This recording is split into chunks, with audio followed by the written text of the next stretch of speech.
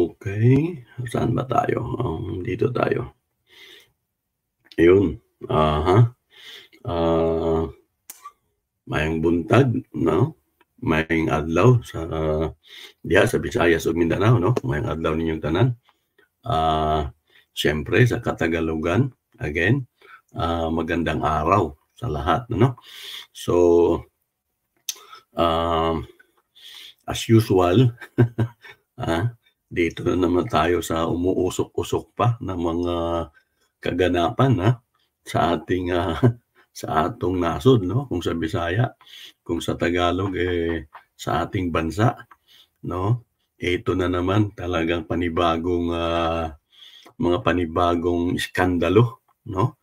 Hindi lang iskandalo kung hindi krimen 'no, mga panibagong krimen na nasasangkot yung mga, kapulisan sa ilalim nung, pamamahala ni, panahon ni Duterte 'no. So, tuloy-tuloy pa rin ang mga pasabog, mga, hindi po puwedeng, sabihing, ito ay pinopolitika lang 'no. Kasi talagang, mula sa mga maliliit hanggang doon sa mga malalaking heneral o kernel 'no, naglalabasan na, nagkakabistuhan na 'no, mga kababayan. So, hindi tayo magpapatagal pa 'no, hindi na natin patatagalin pa itong, tawag nito, itong, 'yan 'no, ang pamagat natin is, Garma noon 'no. Tauhan ito ni, na naging ano 'to, naging, pulis tapos naging nadistino sa Davao 'no. Tapos, nagpalipat-lipat na napunta sa Davao del Sur, napunta sa di umano sa Santa Cruz, Davao pa rin, napunta sa Davao City. At so nagpaikot-ikot lang do'n. Ayan naman, patunay naman 'no. Ayan, may patunay tayo na, hinahawakan siya, sa bandang, braso nitong si, Digong 'no, nung kapanahunan niya 'no. Tapos, sabi nga natin, garma noon, karma yata ngayon ano. Yan ang yan ang ano natin, yan ang, pamagat natin 'no.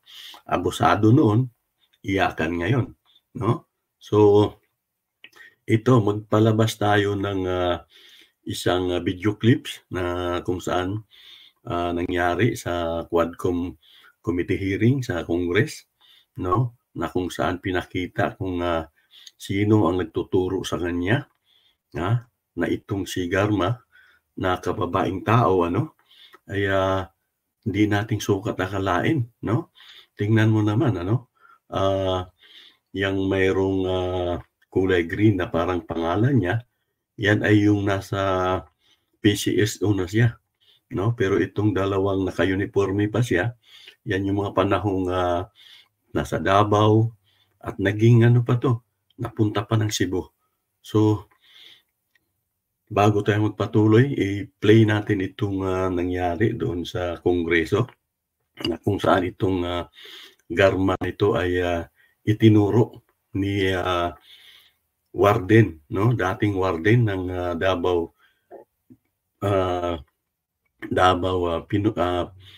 Penal Colony 'no, doon Davao Penal Colony. So ito, ipe-play natin 'to. Garma. Totoo po ba yun? Ito po ay sinumpang salaysayunin ninyo. Kayo po naglagay po dito. Yes, Your Honor, Mr. Chair. But tulad ng sinabi ko, can I request? Sige, mamaya po, pupunta po tayo doon. It will be the committee who will decide on that. Pero nandito po tayo sa hearing and I'm given the floor, so I have to proceed with my interpellations. Ngayon po, ang tanong ko po sa inyo,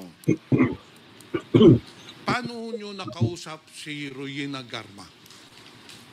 Meron ba kayong telepono? Telepon po through Jimmy.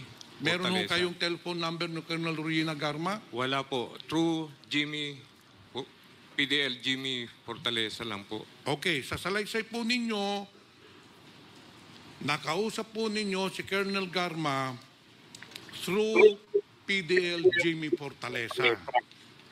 Mr. Chair, I'd like to put it on record that the statement testimony of Colonel Padilla definitely corroborates with the affidavit of PDL Jimmy Fortaleza on paragraph 5 nung unang linggo ng Agosto 2016. Tinawagan ako ni Garma at sinabi sa akin gusto niyang makausap si Superintendent Padilla. Pinuntahan ko si Superintendent Padilla para ibigay sa kanyang cellphone at makapag-usap sila at pinatotohanan ni Colonel Padilla na nag-usap nga sila through Jimmy Fortaleza.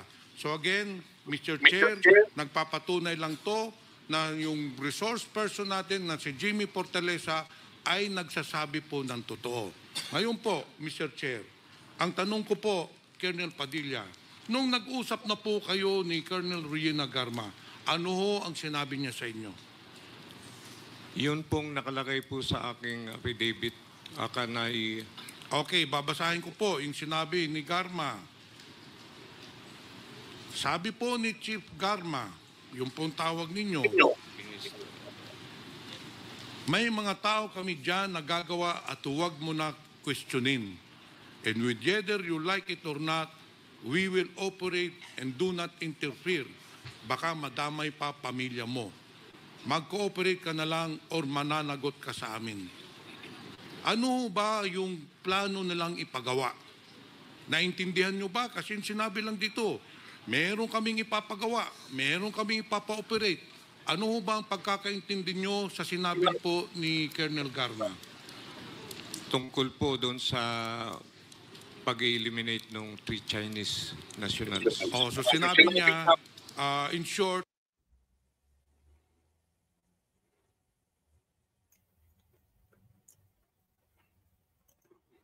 yun. So, maliwanag pa sa sikat ng araw, ano? Talaga naman. Itong nasa harapan nyo ngayon, yan yung si Colonel Padilla, no? Naging warden, yung pinakamataas na nanunungkulan sa kulungan dyan, no? Sa Davao Davao Penal Colony, no? Na kung saan noong 2016, no? Nung maupo agad si Duterte, ayan na, mayroon na agad, no? Mayroon na agad naging naupo bilang presidente, no? Mayroon na agad patunay, no? So balikan lang natin itong si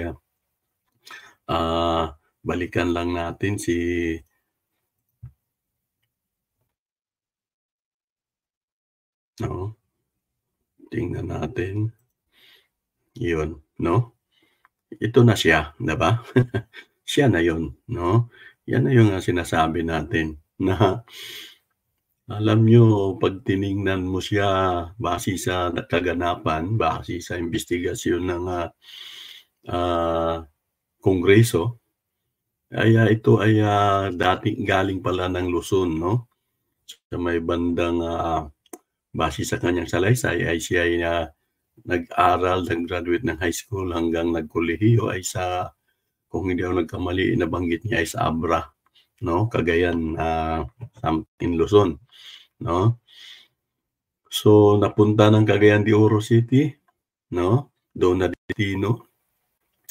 Pero ang nakakapanghinayang, no? Ang nakakapanghinayang sa babaeng ito, naging kasi siya, naging hepe ng isang police station sa Davao. Napunta kung saan-saan na nga, sabi ko nga kanina, na destino daw siya di umano sa Santa Cruz, Davao del Sur, na destino sa Davao del Norte, na destino sa Davao City, at naging CIDG pa yata ng Davao.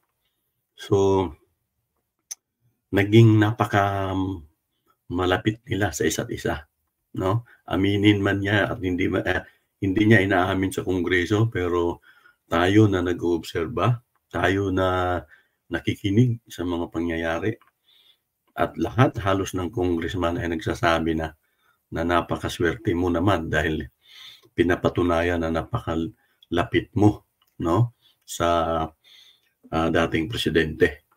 So, may mga pangyayari pa na napunta pa ito ng Davao City nung kasagsagan ng pagpapatupad ng Uplan Tukhang, no, na kung saan para sa ato ng mga Bisaya sa mga nakahibalo, ang mayor sa Cebu City atong panahon na si Osmeña, no?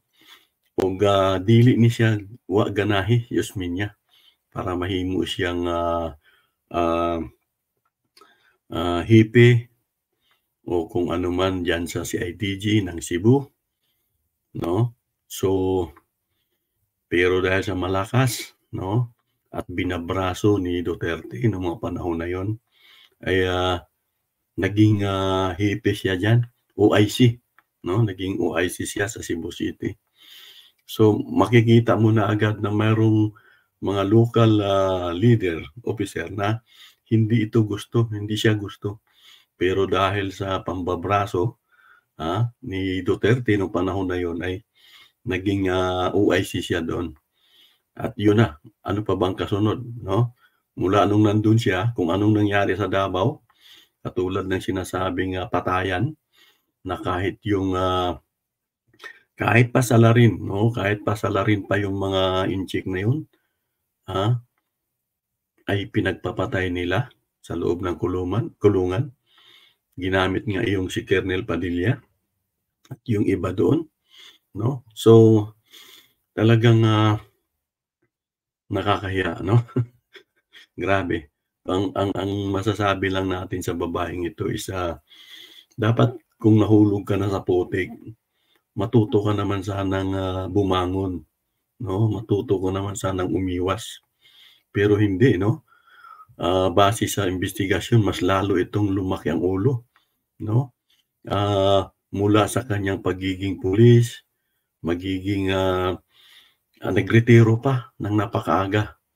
At nakakapagtaka, maraming nagsasabi na bakit ka magre-retiro? Voluntary, no? Ang ibang mga nagiging opisyal, hindi basta-basta yan magre-retiro dahil hangad nila na makakuha pa ng dagdag na pensyon, no? Pero ito, dahil pinangakuan pala na magiging PCSO chairwoman, ay yan na, no? Agarang napunta sa PCSO.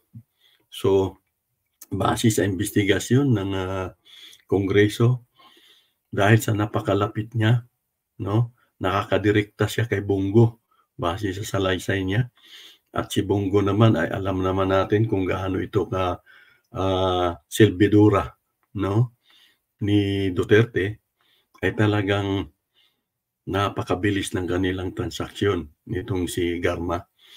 At nagkaalaman din na itong si Garma ay halos lahat ng kaklase ay naitalaga sa mga magagandang posisyon. Yan ang sinasabi natin. Yan ang napapansin natin sa ating panggobyerno, lalo na sa panggobyerno ni Duterte. Napakaraming paglabag na ginawa, no? Andyan yung parang pari-pari system na lang, no? Kung may magawa ka sa kanya, suhol ang kapalit, magandang pwesto, no? At naliligtas ka pa sa krimen o sa investigasyon nung panahon ni Duterte. Kaya napakasakit, no? Napakasakit na ang mga simpleng tao nabudol, no? Hindi nagkaroon ng agarang pagresolba sa mga anomalya, no? O sa mga krimen na nangyayari. So, kitang-kita, no? Abangan natin. Pero kitang-kita na talagang yung pang-aabuso noon, iiyak-iyak na yun, no? Abusado noon, iyakan ngayon. Ginagamit niya pa yung anak niya. No? Kung sa Bisaya, napakabalasubas, no? Napakabalasubas ng grupong ito, ng babaeng ito, na kung sana hindi man lang siya nagbago, no? Sa kahuli-hulihang ng kanyang pagkatao o yung kanyang panunungkulan. Mantakin mo, tinanggap niya yung pagiging chairwoman ng PCSO at nagpatuloy yung anomalya, no? Nagpatuloy yung galawang sindikato. Alam niyo kung bakit? Dahil nung nandun siya, minaniobra pa nila yung STL, no? Na magkaroon ng pera doon sa STL, makakuha ng malaki. Ayan na, no? May charity works daw sila na nagbibigay sila ng pondo o tulong sa kapulisan at sa NBI, no? Wala naman tayong problema doon, pero base sa salaysay ni Espinido, na isa rin sa mga bumabaliktad na, ay ang pondo, ang reward system sa mga pinagpapatay nung panahon ni Duterte, ay ang iba doon ay galing sa STL, no? So, hanggang sa kahuli-huli ang sandali ng pagtatrabaho nito ng babaeng ito, ay talaga ng mga puro paglilingkod, no? Puro paglilingkod sa sindikatong gobyernong Duterte, no? So, naway magbabayad ang mga ito, no? Magbabayad sa kanilang pinagagawa sa ating bansa, no? Abangan natin ang susunod na mangyayari, no? So, salamat sa panonood at suportahan nyo ang aking YouTube channel na Carlo Critico. Magkita-kita tayo palagi sa mga susunod ko pang vlog, no? Uli, maraming salamat. Paki-subscribe, paki-share, no? Paki-comment dito sa ating YouTube channel. Okay, ingat tayong lahat.